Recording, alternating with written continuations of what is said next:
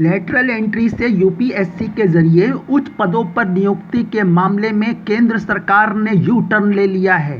3 दिन पहले यूपीएससी ने संयुक्त सचिव और निदेशक स्तर के 45 पदों के लेटरल एंट्री से भर्ती का एक विज्ञापन निकाला था। यूपीएससी के इस विज्ञापन पर पूरे देश में बवाल मच गया। विपक्ष ने इस विज्ञापन को संविधान, दलित और आदिवासियों के हकमारी से जोड़ दिया। सरकार के सहयोगी दल भी इस पर खुलकर मैदान में उतर गए। आखिर में 72 घंटे तक चले रस्साकसी के बाद केंद्र सरकार ने इस आदेश को वापस लेने का ऐलान कर दिया। आपको याद दिला दें, 17 अगस्त 2024 को यूपीएससी ने लेटरल एंट्री को लेकर एक नोटिफिकेशन जारी किया था। इस नोटिफिकेशन के मुताबिक केंद्र सरकार के विभिन्न मंत्रालयों में 10 संयुक्त सचिव स्तर के और 35 निदेशक और उप सचिव स्तर के अधिकारियों की नियुक्ति के लिए भर्ती का आवेदन मंगवाया गया था।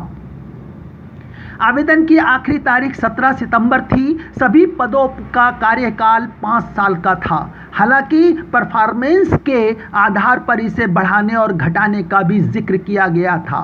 लेटरल एंट्री के जरिए जिन विभागों में नियुक्ति होनी थी उनमें वित्त, इस्पात, कृषि, सूचना और प्रसारण मंत्रालय जैसे अहम विभाग को शामिल किया गया था। यूपीएससी के इस नोटिफिकेशन का उत्तर भारत से लेकर दक्षिण तक विरोध शुरू हो गया। यहाँ हम आपको और याद दिला दें, विपक्षी दलों के साथ साथ मौजूदा केंद्रीय सरकार की एनडीए के सहयोगी दलों ने भी लेटरल एंट्री से नियुक्ति सिस्टम का भारी विरोध करना शुरू कर दिया। इन्हीं सब विरोध को देखते हुए उच्च पदों पर नियुक्ति मामले में केंद्र सरकार ने अपना फैसला वापस ले लिया है। कुतुब मेल के लिए आनंद चौधरी, दिल्ली।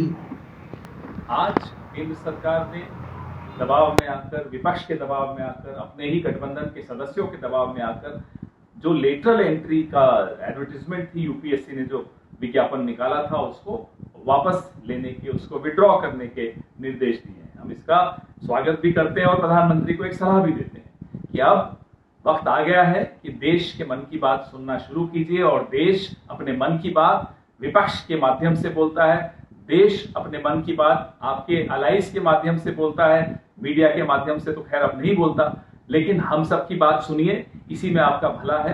अब आपकी आदत पड़ जानी चाहिए। अब आप अलायंस में हैं, अब आप खुद बादशाहत दिखाकर जो मन में आए वो निर्णय नहीं ले सकते। इसलिए अपने अलायंस की सुनकर निर्णय लिया करिए ताकि वो निर्णय बार बार वापस ना लेना पड़े।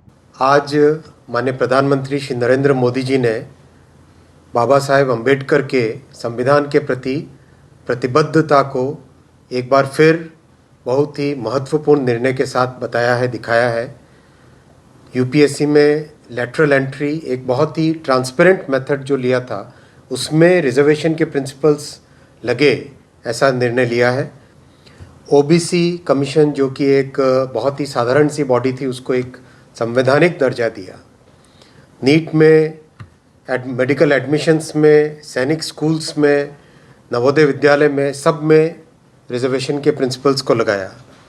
बाबा साहेब अम्बेडकर जी के जो 5 तीर्थ हैं उनको उनका गौरवमयी स्थान दिलाया।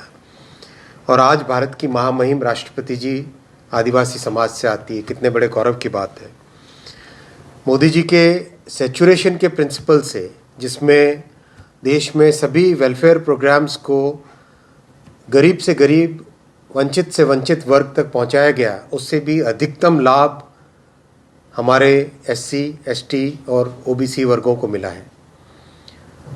ये जो हमेशा समाज के अंतिम तबके तक पहुंचने की, न्याय दिलाने की जो मोदी जी की प्रतिबद्धता है, वो आज के यूपीएससी में लेटरल एंट्री में रिजर्वेशन के प्रिंसिपल लगाने के निर्णय में भी क्लियरली दिखाई देती है।